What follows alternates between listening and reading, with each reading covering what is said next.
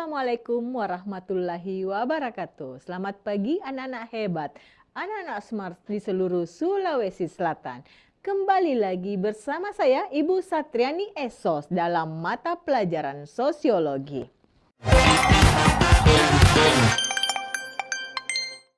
Anak-anak hebat, anak-anak smart. Kali ini Ibu akan menyampaikan materi tentang permasalahan sosial akibat globalisasi. Nah, mungkin sebelumnya teman-teman Ibu atau Bapak Ibu guru dari tim pengajar Sosiologi Smart School telah menjelaskan tentang apa itu globalisasi, karakteristik globalisasi, ataupun penyebab dari terjadinya globalisasi. Nah, kali ini Ibu akan menyampaikan materi tentang permasalahan atau masalah-masalah apa saja yang ada di dalam lingkungan masyarakat akibat dari globalisasi. Nah, berbicara tentang globalisasi itu sendiri, mungkin anak-anakku bisa menyaksikan bagaimana efek dari globalisasi dalam pola tingkah laku ataupun pola hidup dalam masyarakat. Contohnya mungkin Ibu bisa lihatkan di gambar bahwa budaya-budaya tradisional atau alat kesenian tradisional angklung bisa mengglobal di seluruh antero negara di luar. Nah, di sini disaksikan orang luar bisa menggunakan angklung ya, bisa menggunakan alat-alat musik tradisional ya, dan mengenal alat-alat musik tradisional di negara kita. Itu adalah salah satu bukti adanya globalisasi. Nah, kenapa globalisasi itu bisa terjadi? Terutama dalam faktor komunikasi.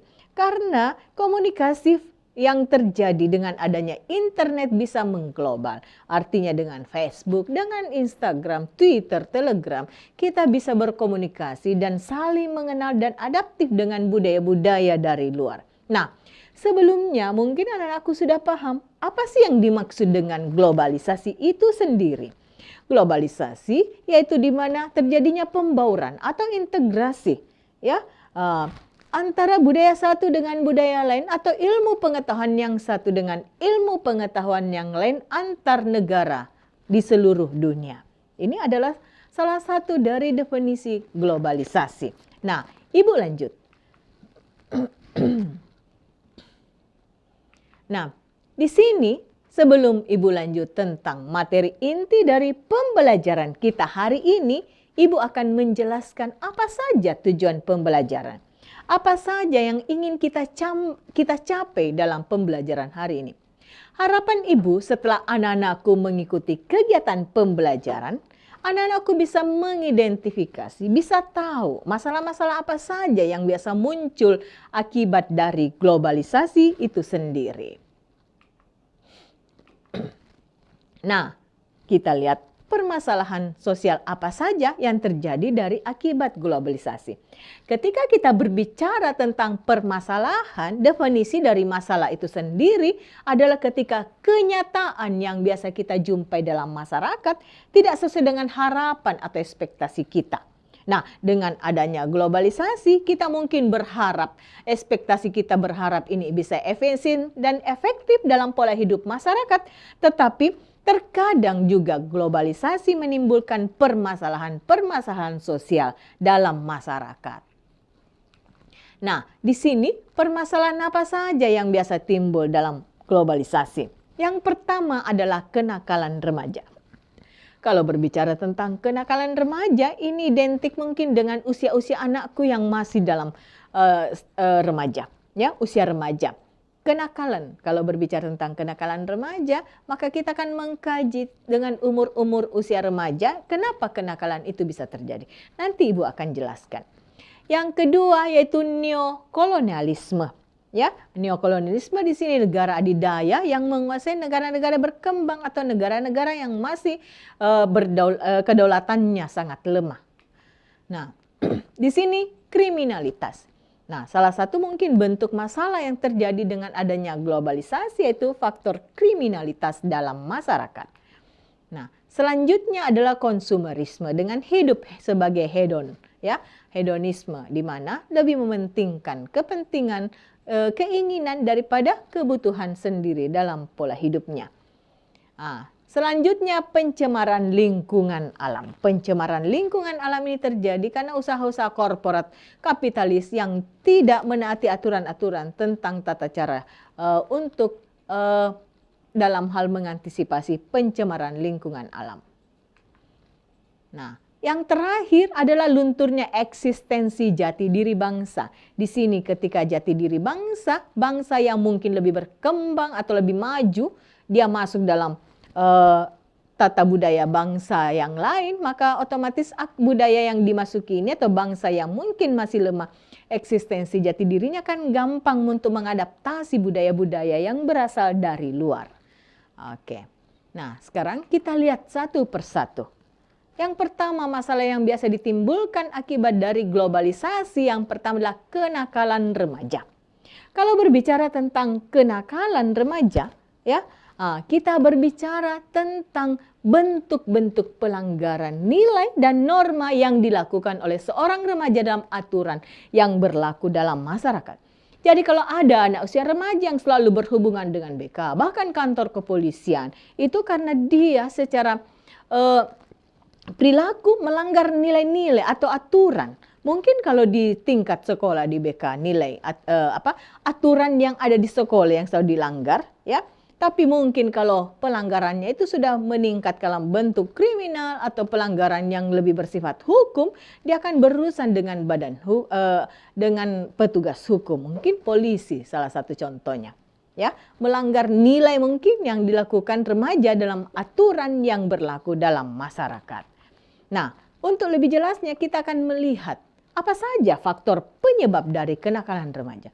Kenapa remaja itu bisa menjadi anak yang nakal? Ya, yang pertama karena krisis identitas atau proses mencari jati diri. Ketika anak-anak tidak punya logika yang baik untuk mencari jati diri, dia tidak punya identitas yang kuat untuk dirinya, yang mungkin mengatakan bahwa saya adalah remaja, tapi tugas saya adalah belajar. Tugas saya untuk menjadi orang yang baik. Tugas saya untuk berproses menentukan masa depan yang lebih baik. Kalau identitasnya sudah kuat, otomatis proses perjalanan dalam mencari jati diri itu akan baik juga. Tetapi ketika krisis identitasnya masih lemah, dia tidak bisa mencari apa yang ada dalam dirinya, potensi apa yang ada dalam dirinya. Ya, otomatis dia akan gampang untuk terombang-ambing. Dia akan menjadi sangat labil. Nah, dengan kehidupannya yang labil, ya, sama dengan ketika pohon yang diterpa angin, ketika dia tidak punya pondasi yang kuat, ya, atau prinsip yang kuat, dia akan gampang terombang-ambing mengikuti arah angin tersebut. Sama juga dengan kenakalan remaja. Ketika kalian tidak punya identitas yang kuat dan proses mencari jati diri yang mungkin tidak bisa menemukan jati diri dengan baik, maka akan gampang terpengaruh oleh teman dan lingkungan pergaulan. Nah, selanjutnya ketika gampang terpengaruh teman, otomatis pengaruh dari lingkungan juga gampang masuk ke diri anak-anakku sekalian. Nah, ketika ada temannya berbuat nakal, ikut nimbrung dan ikut melakukan kenakalan, otomatis itu adalah pengaruh dari lingkungan sekitar karena pondasi diri yang tidak kuat dalam diri anak-anakku sekalian. Oke? Nah, saya yakin anak-anakku sudah bisa memahami. Nah, anak-anak hebat. Selanjutnya yaitu kita lihat contoh-contoh apa saja yang biasa kita lakukan dalam kenakalan remaja. Yang pertama tawuran. Nah, anak-anakku, siapa yang biasa tawuran? Mudah-mudahan tidak ada ya. Karena tawuran salah satu contoh bentuk dari kenakalan remaja. Nah, di sini anak-anakku bisa melihat ketika orang tawuran, maka efek negatifnya pasti akan lebih banyak disebarkan. Yaitu adanya korban fisik, korban mungkin tenaga, pikiran yang tidak sehat, ya, dendam psikis yang sangat terpengaruh. Ini yang menyebabkan lingkungan atau diri anak-anakku menjadi lebih tidak baik. Oke. Nah, selanjutnya kita berbicara tentang penyalahgunaan narkoba. Nah, biasa mungkin kita lihat berita-berita di luar sana bahwa narkoba sangat menggerogoti fisik dan pikiran anak-anakku semua. Anak-anakku tidak bisa lagi memikirkan masa depannya yang lebih cerah. Ya, tidak lagi bisa menemukan jati diri yang baik karena mungkin kesenangannya hanya sesaat. Dengan adanya narkoba melupakan masalah-masalah hidup, tetapi setelah narkoba itu masalah lain akan banyak bermunculan di diri anak-anakku semua. Nah, selanjutnya yang menjadi contoh di sini adalah pergaulan bebas. Mungkin hanya nakal-nakal yang biasa ikut terpengaruh dengan pergaulan yang tidak sehat, akhirnya muncul pergaulan bebas yang mungkin anak-anakku akan menjadi hal yang sangat negatif dan mempengaruhi pola kehidupannya. Ya, tidak fokus dalam mencari masa depan, dan pergaulan bebas bisa menyebabkan pernikahan dini. Nah, ketika pernikahan dini anak-anakku tidak siap psikis ataupun mental, ya, ataupun fisik, masa itu akan berpengaruh terhadap masa depan anak-anakku semua. Oke. Nah, selanjutnya setelah kenakalan remaja, kita lihat masalah yang kedua yang biasa timbul dalam globalisasi adalah neokolonialisme. Kalau berbicara tentang neokolonialisme adalah penjajahan baru, ya. Neo mungkin baru, kolonialisme kan bisa diartikan penjajahan baru. Nah, di sini neokolonialisme adalah cerminan negara berdaulat dan merdeka, ya.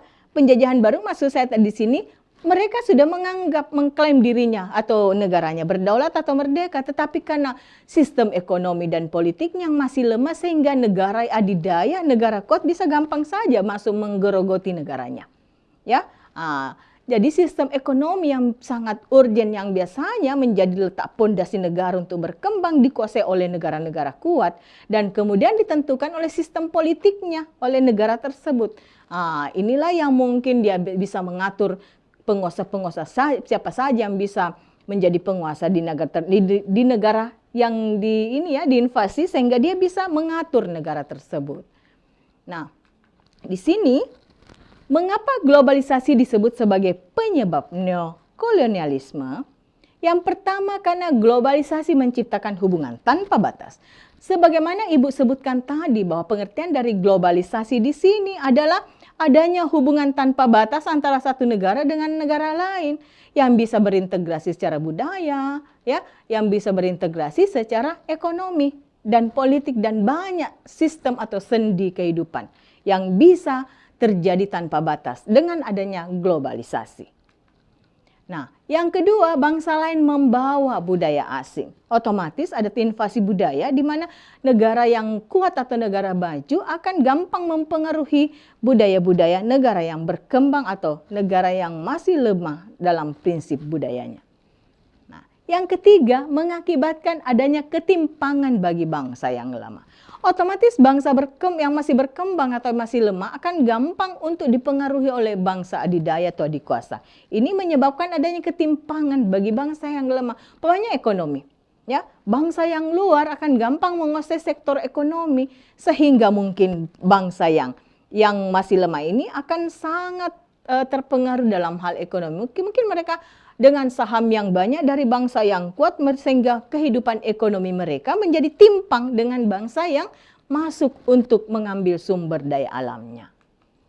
Nah, selanjutnya memberikan kesempatan bagi bangsa yang kuat untuk menguasai sektor yang dianggap memberikan manfaat. Ya, di sini ya, bangsa yang kuat akan lebih mempengaruhi atau menguasai sektor. Dia akan mempunyai saham yang besar di negara-negara yang masih lemah dan bisa memberikan dianggap bisa memberikan manfaat. Nah, selain itu ada beberapa permasalahan lain yang sering muncul akibat neokolonialisme. Nah, yang pertama, negara berkembang hanya memperoleh sebagian kecil dari keuntungan industri. Otomatis negara maju yang punya saham besar, kaum kapitalis yang punya modal besar akan masuk menanamkan sahamnya dan akan mengambil keuntungan yang lebih banyak dibanding negara berkembang yang punya sumber daya alam tersebut yang hanya memperoleh keuntungan yang sangat kecil. Nah, yang kedua, eksploitasi sumber daya alam meningkat. Otomatis ketika ada saham yang besar yang masuk dalam sebuah negara yang kecil, maka akan mengeksploitasi sumber daya alamnya. Dia akan mengeruk sumber daya alam itu sebanyak-banyaknya untuk kepentingan korporat atau perusahaannya. Yang ketiga, kapitalisme mulai berpengaruh. Kapitalisme, kaum pemegang modal besar, pasti akan berpengaruh pada sektor politik karena dia sudah menguasai faktor ekonomi. ya otomatis dia akan pelan tapi pasti akan berpengaruh pada sektor politik. Dia akan memilih pengusaha-pengusaha yang mana yang bisa bekerja bersama dengan dia untuk mengatur negara tersebut. Karena dia punya modal yang besar untuk itu. Nah, di sini anak-anakku bisa melihat gambarnya di mana eksploitasi sumber daya alam kayu mungkin yang ditebang secara besar-besaran tanpa adanya penanaman kembali atau reboisasi. Nah, di sini mungkin juga dengan globalisasi faktor budaya mungkin sarung songket yang bisa diperkenalkan ke negara luar.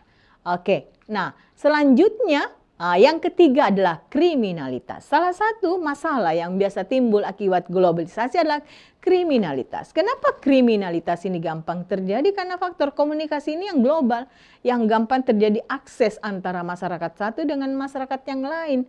Yang kedua mungkin adanya perdagangan bebas. Orang bebas saja memperdagangkan mungkin barang-barang yang tidak bisa diperdagangkan bebas seperti narkoba salah satunya. Nah, kita lihat apa saja bentuk-bentuk kriminal yang terjadi dalam globalisasi.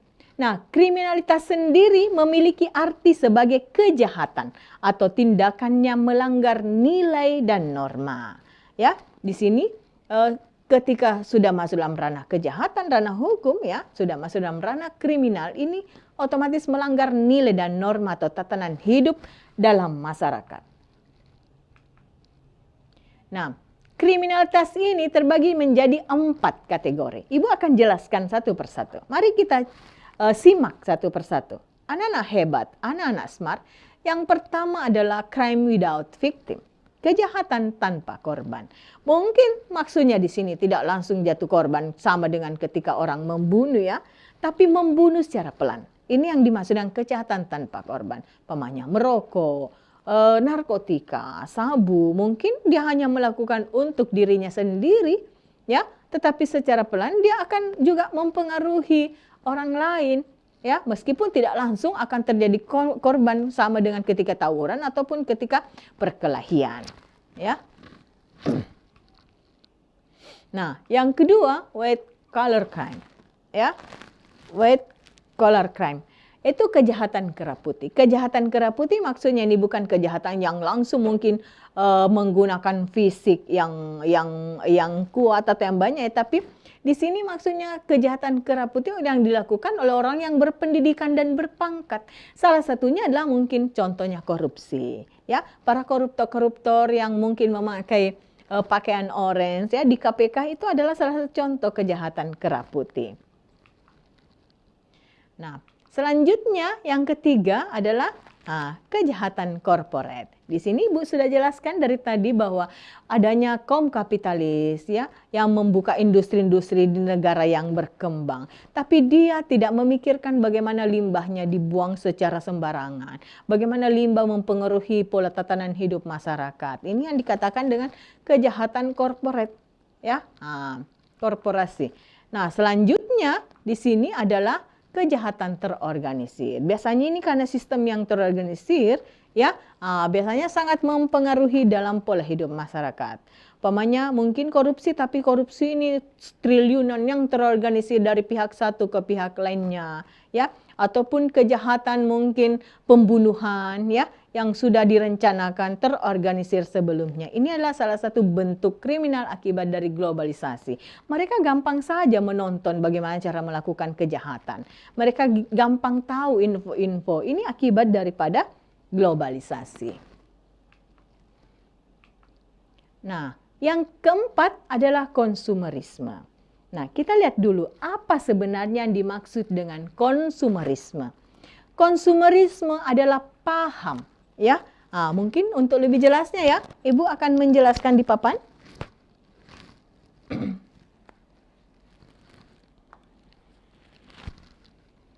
Oke, anak-anak hebat, konsumerisme adalah paham, ya. Nah, ini adalah paham, ya. Maksudnya paham di situ yang mempengaruhi idealisme atau pola pikir manusia yang bisa mengubah perilaku manusia. Ya, ini adalah sudah menjadi sebuah karakter, ya, di mana orang selalu melihat, oh iya, saya mau beli ini, saya mau beli itu, meskipun mereka tidak membutuhkan, jadi tidak melihat nilai gunanya, tapi hanya sebatas keinginan. Jadi kegiatan konsumen ya yang bersifat konsumtif, di mana membeli atau memakai barang-barang secara berlebihan. Mungkin mereka sudah punya, tapi karena mungkin mereka menganggap bisa beli dan untuk memamerkan bahwa saya ini adalah orang yang modern, yang punya barang-barang yang modern, mereka langsung membelinya tanpa melihat nilai guna yang ada dalam dirinya. Oke, saya yakin anak-anakku sudah bisa memahami ya. Nah, selanjutnya konsumenisme ya. Jadi konsumenisme, Ibu jelaskan ya. Konsumenisme adalah orangnya, ya, orang yang menunjukkan perilaku konsumtif. Di mana perilaku konsumtif ini yaitu membeli barang dengan lebih mengutamakan keinginan, ya, keinginan daripada kebutuhannya. Jadi ciri-ciri orang konsumtif di mana dia lebih mengutamakan, ingin deh, saya mau beli ini deh, saya ingin itu deh, tapi dia tidak sadar bahwa barang itu tidak dia butuhkan, sehingga dia menjadi orang yang konsumenisme. Ya. Nah, selanjutnya dilihat bisa, anak-anakku lihat contoh ya. Ketika ada barang sale, ya, diskon 50% bahkan sampai 70% dengan mumpung diskon deh, ayo beli. Padahal mereka belum terlalu membutuhkan barang tersebut. Bahkan mereka mungkin sebelumnya sudah punya, tetapi karena tergiur dengan harga sale atau harga diskon, mereka akhirnya membeli kembali karena itu hanya keinginan mereka. Ya. Nah, salah satu dampak juga dengan adanya belanja online, ya. Dengan akses belanja online yang sangat gampang, tinggal pakai HP, klik-klik, barangnya datang, paket. Nah, akhirnya globalisasi sangat berpengaruh pada konsumerisme.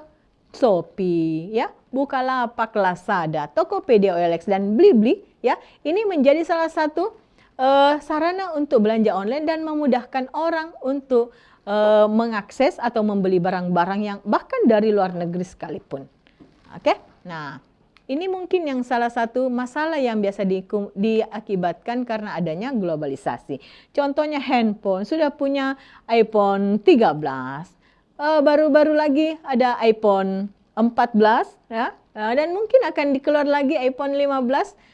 Dia mungkin rencana akan beli terus dengan iPhone yang terupgrade, ya, terupdate, ya. Ini mungkin salah satu bentuk sifat dari konsumerisme dan bersifat hedon. Ya, mungkin HP Samsung keluaran terbaru Galaxy S Flip 4, ya.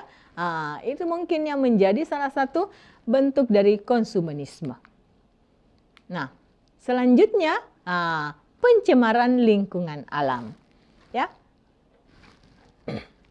Kalau berbicara tentang pencemaran lingkungan alam, ya, kita berbicara tentang lingkungan sekitar yang sudah tercemar oleh udara, pencemaran air, pencemaran kimiawi, limbah padat, dan polusi. Ya, yang panas akibat perubahan atmosfer. Mungkin karena industri-industri besar yang tidak safety terhadap sampah, terhadap pencemaran, sehingga ini yang menyebabkan pencemaran lingkungan alam di sekitarnya. Nah, selanjutnya globalisasi ditandai dengan meningkatnya pertumbuhan perusahaan multinasional. Ibu tadi jelaskan bahwa ketika ada pasar bebas atau perdagangan bebas, perusahaan multinasional gampang saja memasukkan barangnya atau bikin perusahaan dalam sebuah negara. Inilah yang meningkatnya pertumbuhan perusahaan multinasional. Nah, perusahaan multinasional ini berusaha mengembangkan usahanya di negara-negara lain, negara-negara yang berkembang, yang mungkin memang membutuhkan barang ataupun jasa dari perusahaan multinasional ini. Akibatnya terjadi eksploitasi sumber daya. Ya, mungkin karena berpikir, yang penting usaha saya maju, yang penting perusahaan multinasional saya berkembang. Mereka tidak memikirkan bagaimana mereka mengeksploitasi sumber daya alam di negara tujuan atau negara yang dia tanamkan saham, di mana perusahaan tersebut mengembangkan usahanya.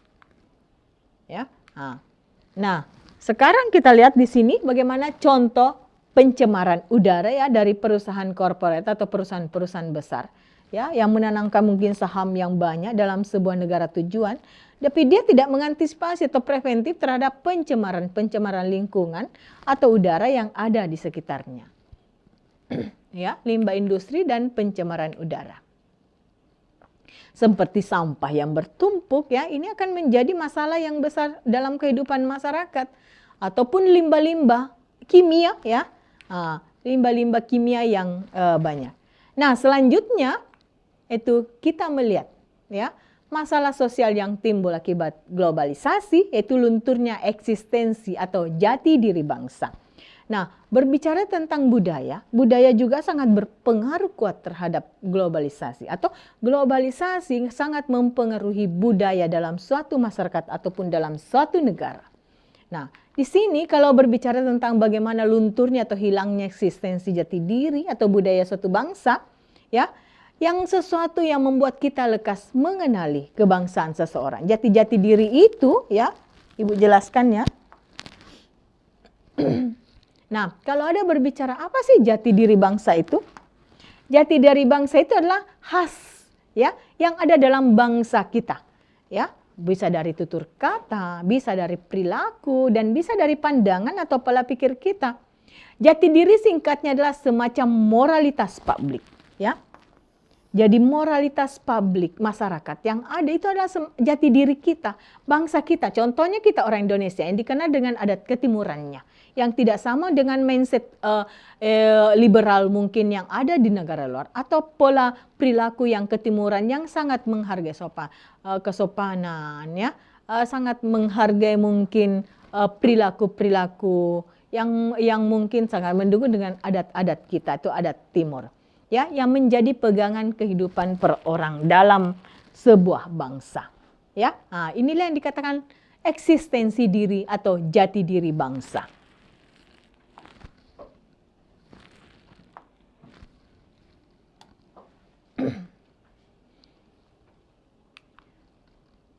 Nah, di sini globalisasi menyebabkan banyaknya budaya luar yang lebih modern masuk, dan generasi muda akan lebih menyukai budaya tersebut daripada budaya negeri sendiri. Maka rusaklah atau hilanglah jati diri budaya bangsa, ya. Nah, kenapa bisa hilang jati diri budaya bangsa tersebut? Karena tidak diimbangi dengan pelestarian budaya negeri sendiri. Kan invasi budaya yang masuk dan mereka menganggap bahwa budaya ini bisa membuat kehidupannya lebih modern.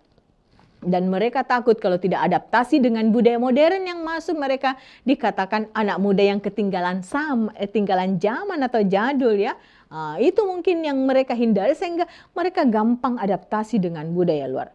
Contohnya mungkin budaya Korea yang anak-anakku sangat gampang adaptif dengan gaya rambut, gaya pakaian, ataupun tutur kata, ya, atau slogan-slogan seperti sarang heo, ya, dengan slogan-slogan bentuk love-nya, ya, yang mungkin agak tidak sama dulu dengan generasi-generasi sebelumnya.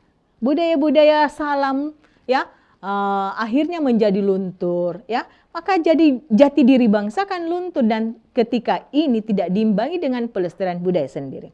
Contohnya juga mungkin tari-tarian. Sekarang anak-anakku mungkin yang remaja sekarang lebih cenderung untuk mengadaptasi tari-tarian yang dari luar, ya, sehingga tari-tarian tradisional yang dari negara sendiri tidak dilestarikan dengan baik. Tutur kata ataupun bahasa, ya, ataupun lagu-lagu, mereka lebih biasa familiar dan menganggap dirinya lebih modern ketika mereka menghafal atau mengadaptasi lagu-lagu atau musik dari luar negeri dibanding musik atau lagu-lagu yang berasal dari negaranya sendiri.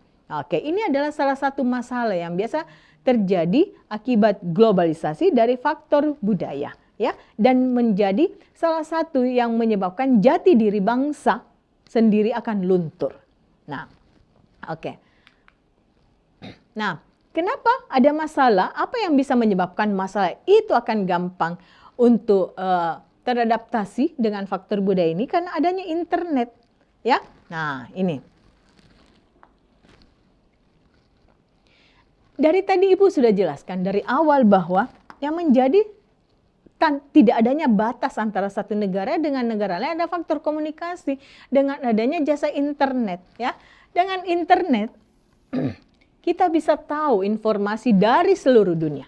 Ya, akan gampang, mungkin baru saja terjadi di Amerika, di Inggris, kita akan gampang dengan cepat tahu. Ya, dengan adanya informasi, dengan adanya jasa internet, sehingga nilai-nilai ataupun norma, ya, yang tidak sama dengan norma kita masuk ke diri seseorang, akan gampang kita adaptif. Nah, inilah yang biasa menjadi masalah, sehingga kita tidak bisa menyaring budaya-budaya dari luar yang bisa mempengaruhi karakter diri kita. Nah, selanjutnya perusahaan lokal banyak yang gulung tikar, ya.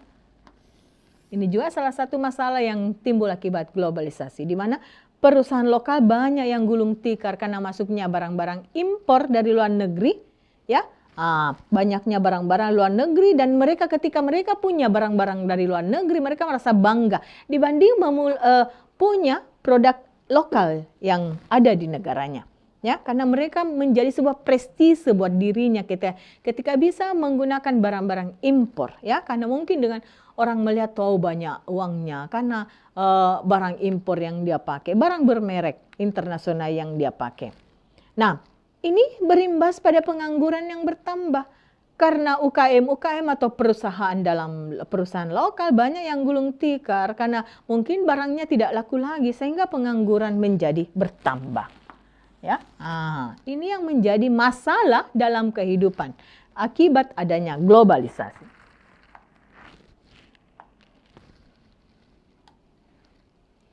Nah, selanjutnya, kita masuk dalam kesimpulan. Nah, hari ini kita sudah belajar tentang masalah-masalah yang timbul dengan adanya globalisasi. Mari kita ulangi supaya anak-anakku bisa lebih paham. Masalah-masalah apa saja yang bisa Ibu simpulkan hari ini tentang efek dari globalisasi. Nah, yang pertama yang Ibu sudah jelaskan tadi adalah kenakalan remaja. Kenapa kenakalan remaja itu bisa terjadi? Karena anak-anakku tidak mempunyai identitas yang kuat, yang jelas, dan anakku tidak punya jati diri yang kuat, sehingga prinsip hidupnya secara mindset, psikis tidak kuat dan gampang terpengaruh oleh lingkungan-lingkungan yang negatif. Nah, selanjutnya nomor 2 adalah neokolonialisme, itu adanya invasi. Meskipun negaranya sudah merdeka dan berdaulat, tapi karena masih berkembang dan masih lemah sehingga gampang untuk diinvasi oleh negara-negara kuat yang adidaya. Mereka mengatur mungkin sektor ekonomi dulu dengan menanamkan saham, akhirnya berkembang ke sektor politik. Dia bisa menentukan siapa yang bisa berkuasa dalam negara tersebut. Nah, yang ketiga adalah kriminalitas. Di mana di sini kriminalitas bisa terjadi karena akses tanpa batas negara satu dengan negara yang lain, ataupun akses informasi yang gampang masuk dalam sebuah lingkungan masyarakat karena adanya globalisasi. Nah, yang keempat adalah konsumerisme, di mana ada kehidupan hedon, konsumtif, di mana orang yang disebut dengan konsumerisme membelanjakan, ya, atau berbelanja membeli barang-barang yang sesuai dengan keinginan tanpa memperhitungkan daya guna atau kebutuhannya. Nah, ini yang biasa terjadi dalam kehidupan masyarakat. Nah, selanjutnya yang kelima adalah pencemaran lingkungan alam, di mana di sini perusahaan korporat, perusahaan multinasional tidak memikirkan bagaimana mengantisipasi pencemaran lingkungan dalam negara tersebut, tetapi dia hanya mengeksploitasi sumber daya alam yang ada di negara tersebut untuk kepentingan perusahaannya. Nah, ini yang menjadi salah satu masalah juga, ya. Nah, yang terakhir, ya, masalah yang timbul dalam sebuah adanya globalisasi yaitu lunturnya eksistensi jati diri bangsa. Di mana di sini karena adanya pengaruh kuat dari budaya-budaya dari luar yang modern, dan mereka menginginkan supaya bisa adaptasi cepat dengan budaya tersebut sehingga eksistensi jati diri bangsa menjadi luntur. Ya, mereka tidak punya lagi kekuatan untuk melestarikan budaya-budaya yang ada dalam dirinya atau di dalam bangsa tersebut. Nah, inilah yang menjadi permasalahan-permasalahan yang biasa timbul. Saya yakin banyak lagi permasalahan yang lain yang biasa timbul akibat dari globalisasi. Namun ini mungkin yang sempat Ibu jelaskan hari ini. Melestarikan budaya dan menghindari eksistensi mungkin yang berasal dari budaya luar. Nah, ketika kita berbicara tentang budaya luar dan untuk melestarikan budaya yang ada di diri kita, satu prinsip yang harus kita pegang bahwa kita harus berpegang teguh pada budaya timur atau budaya yang baik yang membentuk karakter kita dengan lebih baik. Bukan berarti kita tidak bisa mencontoh budaya yang dari luar ya, bisa. Kita bisa adaptif dengan budaya luar untuk membuat kehidupan kita lebih baik atau karakter kita lebih baik. Tetapi kita harus juga pintar-pintar menyaring budaya-budaya yang tidak sesuai dengan karakter bangsa kita. Ya, jangan sampai budaya itu menghilangkan ciri khas atau jati diri daripada budaya bangsa kita sendiri.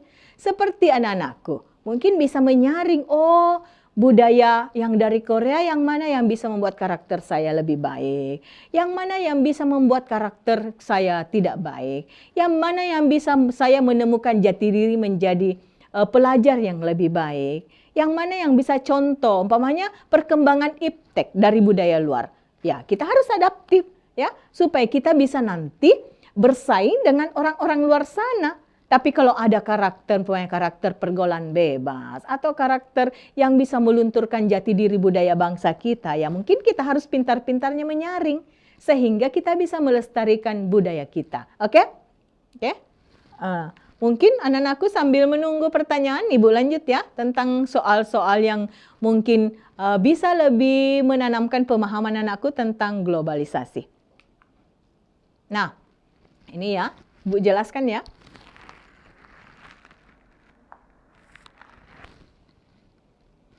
Nah, soalnya di sini pasar ya. Pasar dan produksi ekonomi di negara-negara yang berbeda menjadi saling bergantung, ya. Nah, ada saling ketergantungan antara pasar bebas di negara-negara. Mungkin di negara A butuh barang ini, negara B punya barang ini sehingga terjadi ekspor dan impor, ya. Sebagai akibat dari pertumbuhan ekonomi internasional. Jadi ini ya. Nah, dengan adanya pertumbuhan ekonomi internasional, otomatis kita butuh yang namanya pasar bebas, ya. Nah, ini karena pengaruh perusahaan multinasional, ya. Nah. Dan untuk melakukan pasar bebas dan mengatur proses ya, kita butuh mungkin ada namanya organisasi. Dan salah satu organisasi di dunia ada namanya World Trade Organization atau WTO. Nah, pertanyaannya, organisasi ini bergerak di bidang mana? Ya, nah, ada anakku yang sudah baca atau yang tahu? Bagus. Jawabannya adalah, apakah komunikasi? Bukan. Apakah tenaga kerja?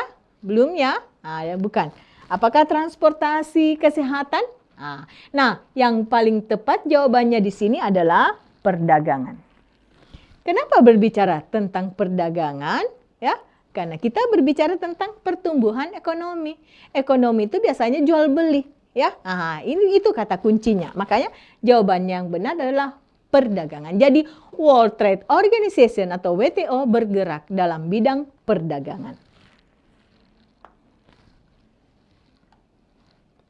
Oke, bagaimana aku masih mau contoh soal selanjutnya? Oke, kita lihat salah satu contoh soal lagi. Nah, di sini ya, anak-anakku bisa melihat. Ibu bacakan soalnya ya.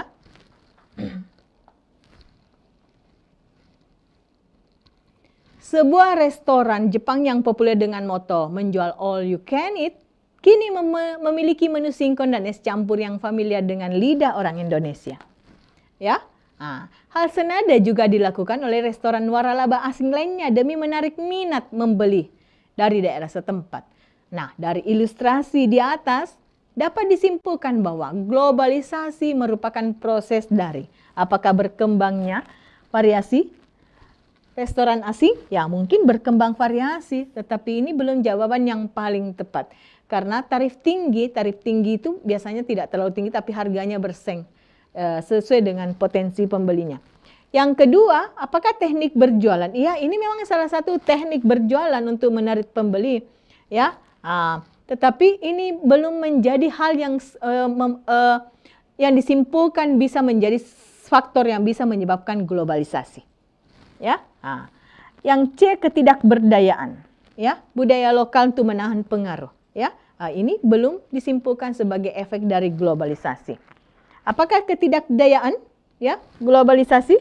Belum tepat saya kira. Nah, yang paling tepat jawabannya adalah E. Penyesuaian antara globalisasi. Jadi dengan adanya efek globalisasi dan disinkronkan, diintegrasikan dengan lokalisasi agar bisa diterima oleh masyarakat lokal. Inilah yang menjadi jawaban yang paling tepat. Oke, bagaimana anak-anak hebat, anak-anak smart? Saya yakin anakku sudah lebih paham tentang masalah-masalah atau pemahaman-pemahaman tentang globalisasi itu sendiri.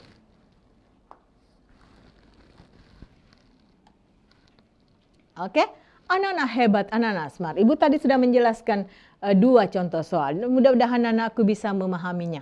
Nah, sebelum Ibu mengakhiri hari ini, Ibu punya kalimat motivasi untuk kalian atau quotes of the day. Perjuanganku lebih mudah karena mengusir penjajah. Perjuanganmu akan lebih sulit karena melawan bangsamu sendiri. Jadi yang paling sulit dalam diri kita adalah melawan diri sendiri. Bagaimana kita termotivasi, kita mempunyai jati diri, identitas yang kuat dalam pengaruh globalisasi. Oke, anak-anak hebat, anak-anak smart. Terima kasih atas keikutsertanya dalam pembelajaran Smart School hari ini. Mudah-mudahan pembelajaran hari ini ada manfaatnya untuk anak-anak hebat seluruh Sulawesi Selatan. Akhir kata Ibu ucapkan Assalamualaikum warahmatullahi wabarakatuh dan selamat pagi.